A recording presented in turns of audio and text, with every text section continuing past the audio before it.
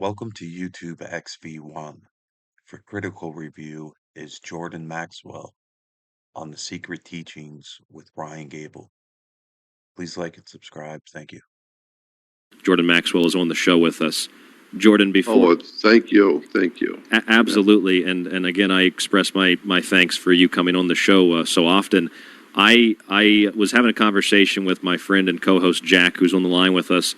We were talking about self-deprecation and dehumanization, this attitude that a lot of us tend to have where we don't really care what we do to our bodies. We don't really care how we treat ourselves, even how we treat other people, because we believe it doesn't really matter. We are going to die anyway. Who really cares? And I think a lot of that has been engineered. We talked about the Club of Rome and some non-governmental organizations, some think tanks that have literally put together documents where they suggest that this is the goal, to strip responsibility, reliance, respect, etc. from the general population to make it easier to control people. I know that seems so outlandish to some, but it's in black and white, and we see the effects of it every day in our life. Oh, there's no doubt about that. I totally, 100%, totally agree. You're exactly right. All of this incredible, tragic life that the world of mankind is experiencing has been well thought out, well planned, and conceived in real darkness. There are people who want to control people, and we know that there are megalomaniacs out there, even in your own town, even in your own little area of your neighborhood. There are people who are control freaks. And my God, you find that in work everywhere you go, any business you're in. There are going to be control freaks who want to be in control of everything because they know everything there is to know about everything in the whole world. And so that's one of the real tragedies about the human intellect and how humans think. And so the good people who just want to live their life and help each other and grow, and the good people don't think like that. They're not megalomaniacs and psychotic criminals. But unfortunately, the positions of power, like the British statesman said, it says power corrupts, and absolute power corrupts absolutely. And so the people who want absolute power almost always are the people who are psychotic criminals who want to dominate, to rip off and to steal everything you have and to control you so that they can take everything you own. And so they set up what we call banks. And this way they can give you cards and stamp your card, and now if you don't go along with what the power-hungry monsters want, they will, delete your card, and then you can't work anymore. They can destroy you. So the whole world today, as you said, and I'm capsulating it, the whole world today is fighting for its being under arrest. The whole human family is under arrest today around the world. Powerful people that have been in operation for hundreds of years. The decision was made a long time ago to harness the earth and to harness the power and the energy of the human race and use it to build your own nest and to build your own empire. Use it as a resource for business.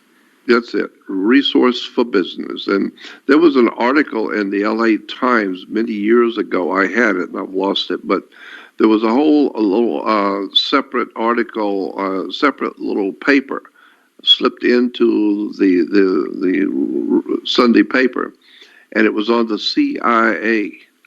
And it said, the caption of the head of the CIA at that time, he said the CIA was developed to make a level playing field for world business, for United States and European business, to level the field throughout the world for U.S. business.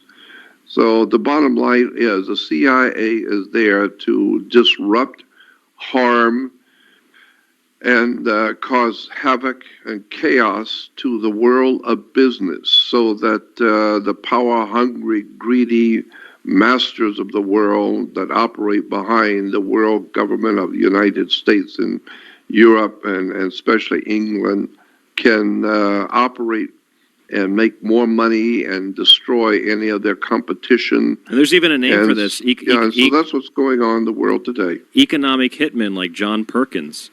You got it. That's the bottom line. That's what we're talking about. And so I know that, and I've been looking at it for years. And many people have said to me that I am very pessimistic and I should be more positive. And my only answer to that is that I may sound pessimistic because I know the way the world really works. So if you're ignorant and ill-informed, then you're not really very savvy about the way the world of mankind, where it's come from, how it got here, and go back through the history of the human race and see how the human family has developed over the past 7,000 to 10,000 years, and see where we are today in relation to that history. Once you do, you then begin to see the trouble that the whole entire world is in. And so... well, in that way, Jordan, most of us are very much like that. Myself, most of our listeners, we're seen perhaps as pessimistic or negative. But I've always said that negativity in the conventional sense of what we think is negative is not really negativity, and positivity is not really positivity, because I think true positivity is not looking at a situation, no matter how dark it is, and ignoring it. That's not positivity. Positivity is looking at it, acknowledging it, and having the wherewithal to stand up and to fight against the corruption, the darkness, the evil, whatever it might be. That's true positivity. I mean, if you're laying in bed at night and your roommate, girlfriend, boyfriend, somebody, maybe your dog starts barking, and maybe your girlfriend rolls over and says, hey, I think I heard a window break downstairs. You don't look at her and say, oh, you're negative, go back to sleep. That's negativity. Positivity would be maybe saying, hey, let's go check it out to make sure we don't get shot, stabbed, or robbed in the middle of the night. Of course. Yeah, and you're right. And that's why I always say, I appreciate and understand why there are people in the world that always see the bright side of everything and everything will be all right. I understand that. It's basically the people who, think that way. I always say are like people walking through the graveyard, whistling to themselves at night. So you know that nobody's going to get you, and the devil's not going to get you, but you're in the graveyard late at night. And so to make yourself feel better, just tell yourself everything is going to be just fine, and then everything will be just fine. Why? Because you talked yourself into it, and you.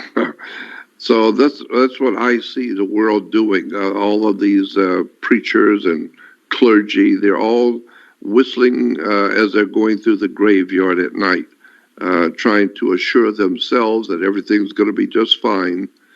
Unless, of course, you happen to be involved in world government, and then you don't think, everything is not just fine. There's hundreds of thousands of people die every year, incredible bloodshed on the earth by raping and plundering and wars and being butchered by your fellow man. And so everything is not just fine. Everything's just fine for you if you've got a full belly and you've got your beer and television and you've got food to eat and nobody's bothering you. Well, then the hell with the rest of the world. Everything's just fine. Well, in point of fact, no. And nothing is just fine. The world is not just fine.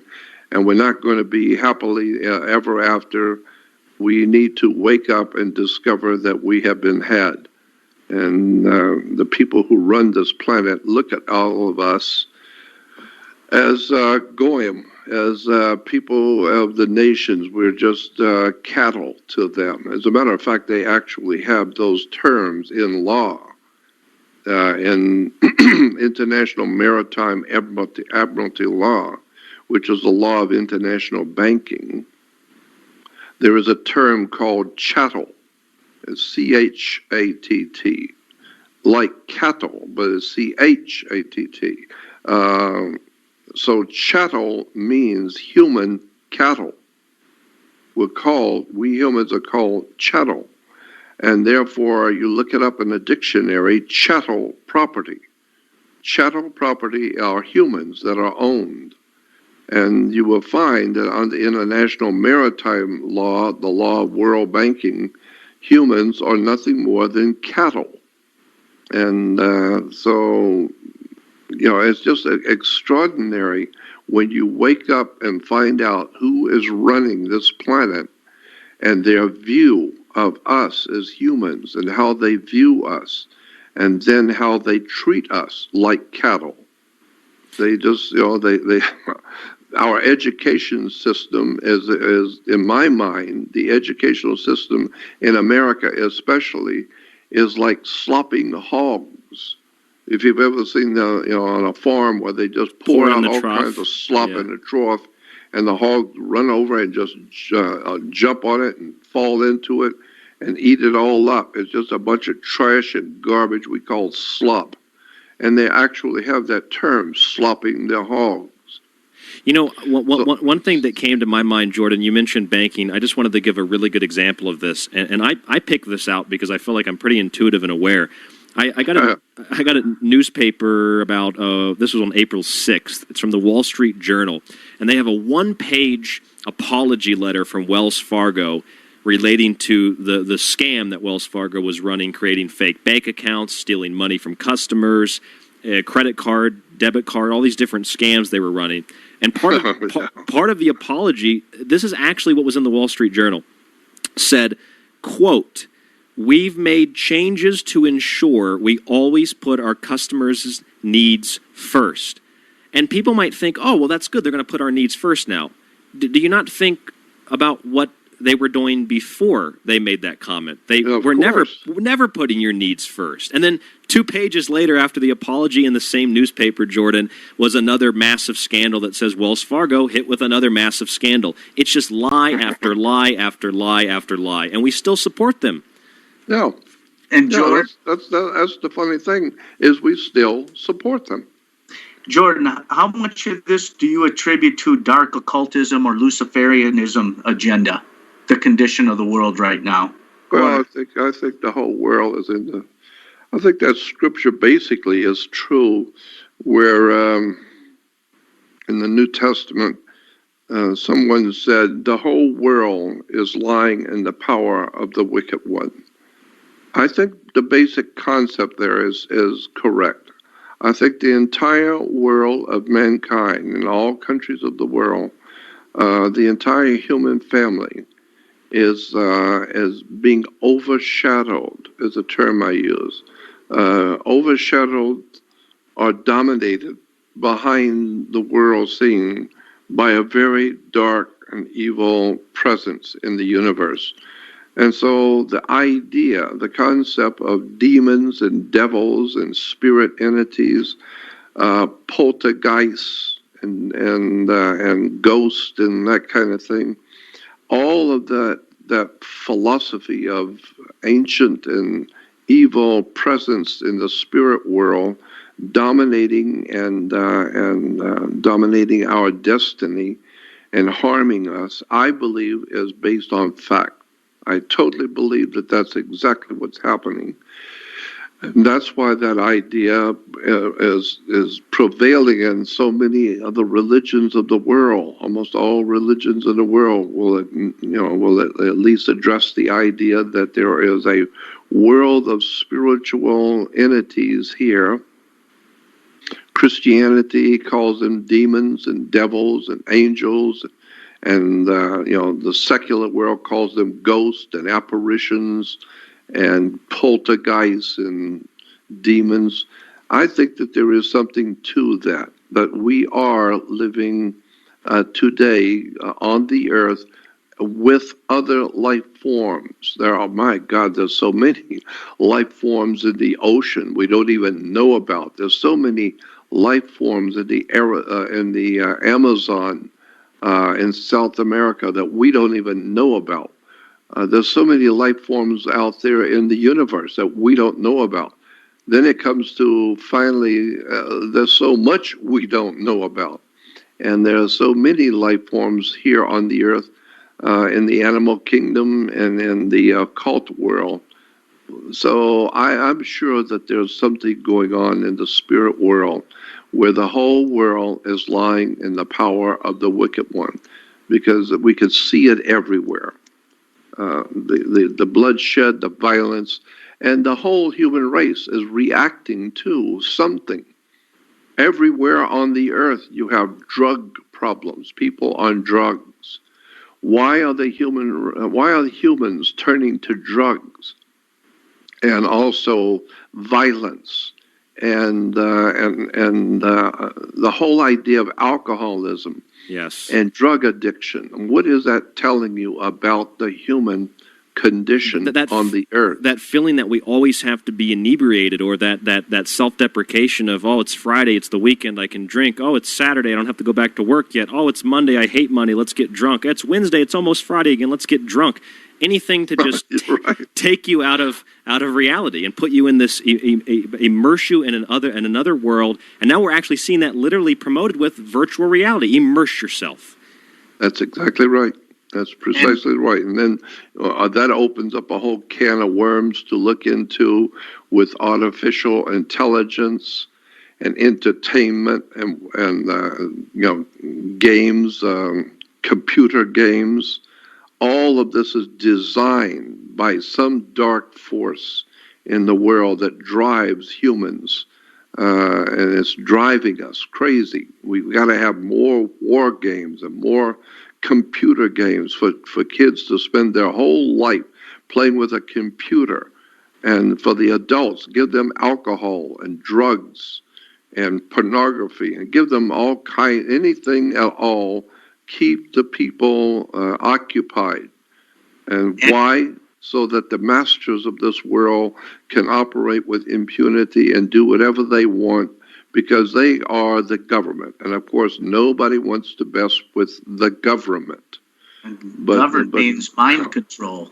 Yeah, that's all it is mind control. It's divide and conquer, and also I look at it at a very base level, and it's really narcissism. If you look at the world, pretty much across the board, people are only care about themselves. Well, and that's always going to come first, and that's the first tenet in Satanism.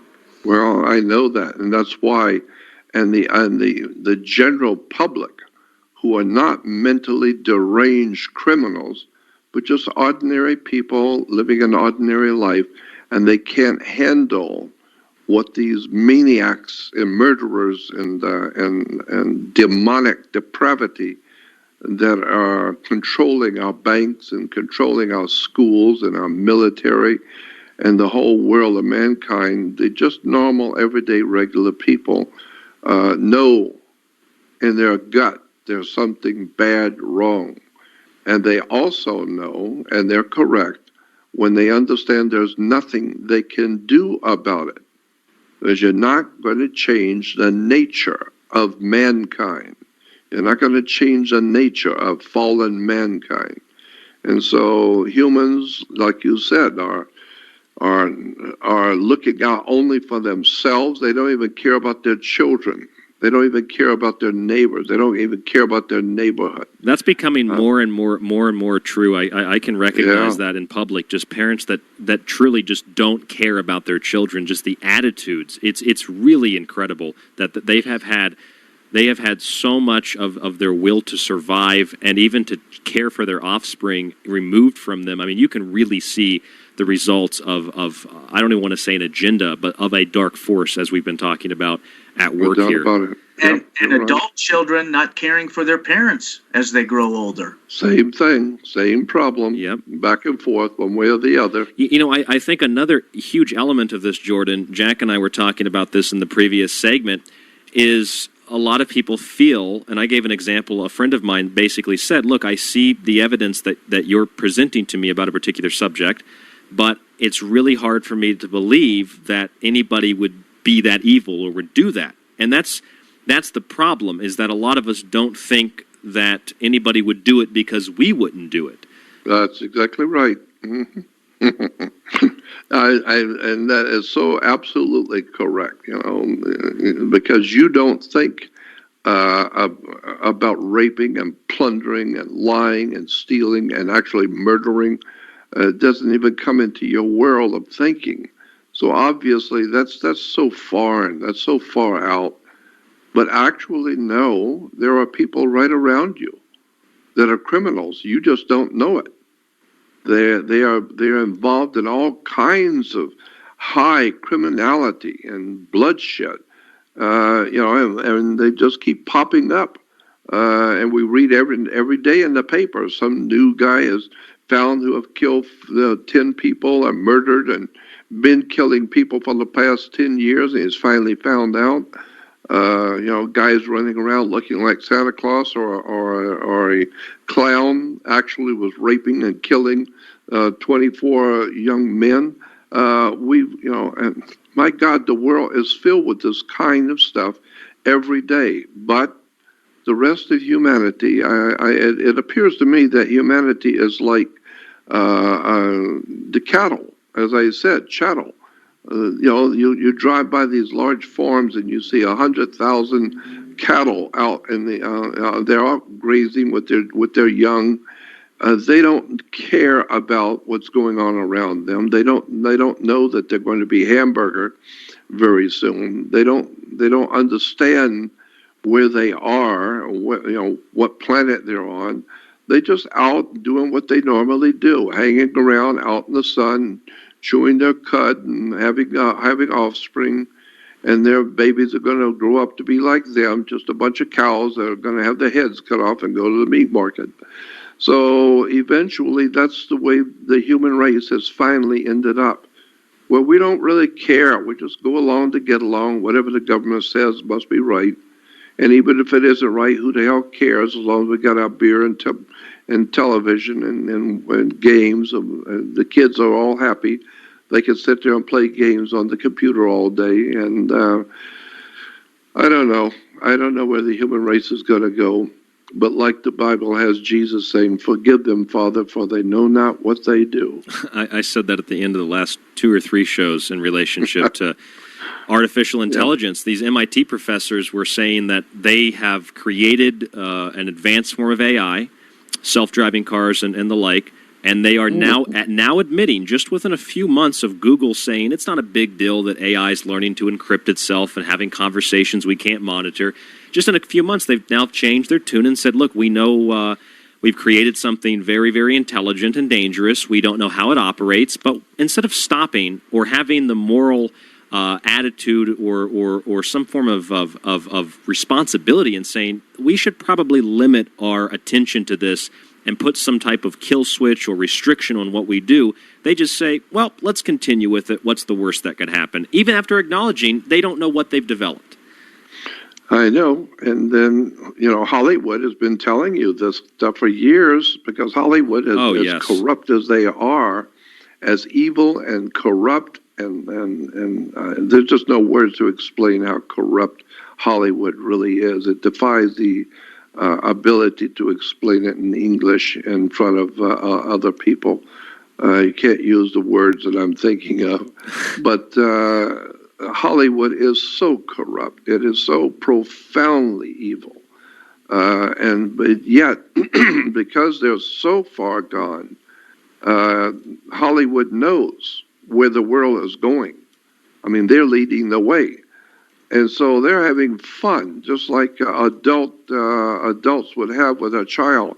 They're having fun because they know the child can't fight back. It doesn't know what's going on. And the adults are totally in control. And so they go out of control. They get out of control. They beat their children.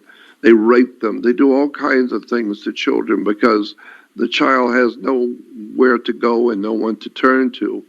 And so the same thing with Hollywood. They're raping us and destroying our culture, and they're telling us all kinds of, excuse me, all kinds of incredible, diabolical stuff in movies and television, especially predictive programming, TV shows. I mean, I know I've lived in Hollywood for some 56 years, and I've been involved in the motion picture and television and entertainment industry. I'm just telling you, it is absolutely sick. To what extent is the pedophile ring in Hollywood? Are you familiar with that, or have you had any? Well, Hollywood is a pedophile ring, period. But there are even more, as far as I'm concerned. That's just one facet of a terrible, deadly illness in the human race. We call it Hollywood. But that's one thing. That's the entertainment part. But there's other things which I consider to be equally, if not worse, and that is the propaganda, which is so clever and so well presented in such a way that you should never even suspect what it really is doing, what this propaganda is doing. But like the scripture in the Bible where Jesus said, there's a scripture in the Bible that says some people came to Jesus one day and they had a bag of seeds, and they asked him, what kind of seeds are these? And he said, well, why don't you plant the seeds and water them and watch what comes up? So by their fruits, you will know them. So, if you plant the seeds, don't ask me what they are, plant them. If an apple tree comes up, well, then that's the answer. They were apple seeds. But if a pear tree comes up, well, then I guess it were pear seeds. So by their fruits, you will know them. Well, what is the fruitage of Hollywood on the world scene today? They're telling you all kinds of vicious, pornographic, filthy, and demonic stuff. And therefore, the human race is feeding on that stuff that Hollywood's putting out. And like anybody who is eating junk foods continually and doesn't take care of themselves and what they're consuming and eating, they become very frail and sick and dying. Why? Because they're dying. They have no real food. They're just on junk and trash. And so that's what's happening to the human family. Civilization is now dying. And people are dying because they have no knowledge, they have no wisdom, no understanding, and all they're doing is sucking in the slop that is being poured into the trough in Hollywood for humans to listen to and entertain themselves with. That's right. We're going to take a short break here just for a moment, Jordan, and then we'll come back. I have to switch out some recording batteries as well before we go any further. Jordan Maxwell, our guest this evening. We'll continue this conversation when we come back from break. We also have Jack with us, co-host and a good friend of mine. As we continue this conversation into the final segment here, we will go into an after show with Jordan Maxwell. All listeners of the